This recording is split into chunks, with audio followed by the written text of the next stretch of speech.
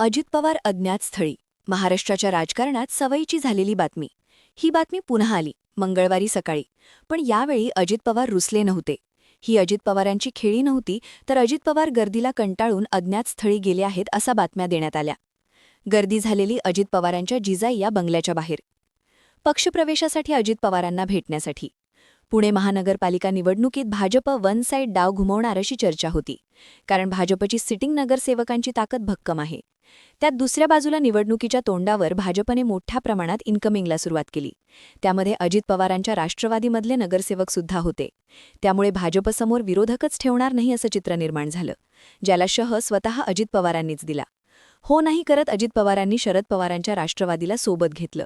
जागा वाटप आणि चिन्हाचं गणित सुद्धा जुळवून आणलं. पण अजित पवारांनी घातला तो 29 डिसेंबरला. 30 डिसेंबर हा अर्ज भरायचा शेवटचा दिवस. पण त्याच्या आदल्या दिवशी अजित पवारांनी फक्त 12 तासात 9 नेत्यांचे प्रवेश करून घेतले. त्याआधीही प्रवेश झाले. किती कार्यकर्त्यांनी अजित पवारांच्या हस्ते राष्ट्रवादीचं उपरण घातलं याची तर गिनतीच नाही. हा पक्षप्रवेशाचा झपाटा इतका सुरू होता की अजित पवार अज्ञात स्थळी गेल्याच्या बातम्या आल्या. पण अजित पवारांनी कोणाकोणाचे प्रवेश घेतले आणि यातून भाजपाला कितपत शह दिला जातोय पाहूयात या व्हिडिओमधून. अजित पवारांच्या राष्ट्रवादीत 28 डिसेंबरला सुद्धा भरपूर प्रवेश झाले. पण 29 डिसेंबरचा दिवस घालणारा होता. याचं कारण म्हणजे भाजपच्या बंडखोरांना दिलेले प्रवेश. बंडखोरे टाळण्यासाठी भाजपने उमेदवारांची यादी जाहीर केली नाही, तर त्यांना गुप्तपणे एबी फॉर्म देण्यात आले. पण तरीही काही इच्छुकांची कोंडी झाली आणि त्यांनी थेट अजित पवारांच्या राष्ट्रवादीचा रस्ता धरला. ज्यात सगळ्यात चर्चेत असलेले नाव म्हणजे धनंजय जाधव. 2012 नवी पेठ पर्वती भागातून धनंजय जाधव नगरसेवक झाले. 2017ला आरक्षणामुळे त्यांची संधी हुकली. पण यंदाच्या निवडणुकीसाठी त्यांनी जोरदार फिल्डिंग लावलेली. प्रभाग क्रमांक 27 मधून त्यांना तिकीट हवं होतं. पण तिथून भाजपचे पुणे शहराध्यक्ष धीरज घाटे आणि त्यांचे निकटवर्तीय अमर आवळे यांना तिकीट मिळालं. आपला पत्ता कट झाल्याने जाधव यांच्या डोळ्यात अश्रू आले होते. त्यानंतर त्यांनी अजित पवारांच्या राष्ट्रवादीत प्रवेश केला. या प्रभागातली दोन्ही तिकीटं घाटे यांच्याकडेच गेल्याचं चित्र आहे. त्यातही दोन्ही तिकीटं आंबेलोडा कॉलनीमध्ये गेली आहेत. साहजिकच जाधव यांच्या मागे भाजपमधल्या काही नाराजांचं बळसुद्धा उभं राहू शकतं. सोबतच मुस्लिम मतांची बेरीज अजित पवारांच्या राष्ट्रवादीच्या माध्यमातून होऊ शकते. पण अर्थात भाजपच्या रेट्यापुढे ती पुरेशी ठरेल का हा प्रश्न आहेच. कारण याच भागातून मनसेच्या जयराज लांडगे यांचाही प्रवेश अजित पवारांच्या राष्ट्रवादीत झालाय. त्यामुळे इथं आपला पॅनल लावायचा अजित पवार यांचा पूर्ण प्रयत्न असणार आहे. प्रभाग क्रमांक 27ला लागूनच असलेल्या प्रभाग क्रमांक 28 जनता वसाहत हिंगणे खुर्दमधून भाजपच्या शंकर पवार यांना तिकीट नाकारण्यात आलं. त्यामुळे त्यांनीही अजित पवारांच्या राष्ट्रवादीत प्रवेश केला. पवार यांची वस्ती भागावर असलेली पकड, मसल पावर या गोष्टी आता अजित पवारांना या प्रभागात रेसमध्ये आणण्यात महत्त्वाच्या ठरतील. औंध बोपोडे भागातले भाजपा नेते मधुकर मुसळे यांनी सुद्धा अजित पवारांच्या राष्ट्रवादीत प्रवेश केला.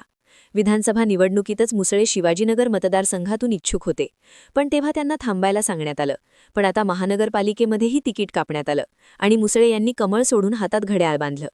तर याच भागातून भाजपचे माजी नगरसेवक प्रकाश डोरे यांनीही राष्ट्रवादीत प्रवेश केलाय. साहजिकच भाजपचा होल्ड असलेल्या प्रभागात अजित पवारांना ताकद असलेले उमेदवार मिळालेत. पुण्याचे माजी उपमहापौर मुकारी अलगुडे यांनीही भाजपला सोडचिठ्ठी देत अजित पवारांच्या राष्ट्रवादीत प्रवेश केलाय. तर काँग्रेसचे दत्ता भैरट, राष्ट्रवादी काँग्रेस शरद पवार पक्षाचे निलेश निकम यांनी अजित पवारांच्या राष्ट्रवादीची वाट धरलीय. त्यामुळे शिवाजीनगर भागात अजित पवारांची ताकद वाढताना दिसतीये. मागच्या वेळी भाजपचे इथून 10 नगरसेवक निवडून आले होते. याहीवेळी भाजपने सिटिंग नगरसेवक आणि आमदार सिद्धार्थ शिरोळे यांच्या माध्यमातून ताकद कायम ठेवलीय. दत्ता भैरट यांना प्रवेश देऊन अजित पवारांनी काँग्रेसला सुद्धा धक्का दिलाय. विधानसभा निवडणुकीत भैरट यांनी शिरोळ्यांच्या विरोधात 47,000 मतं घेतली होती.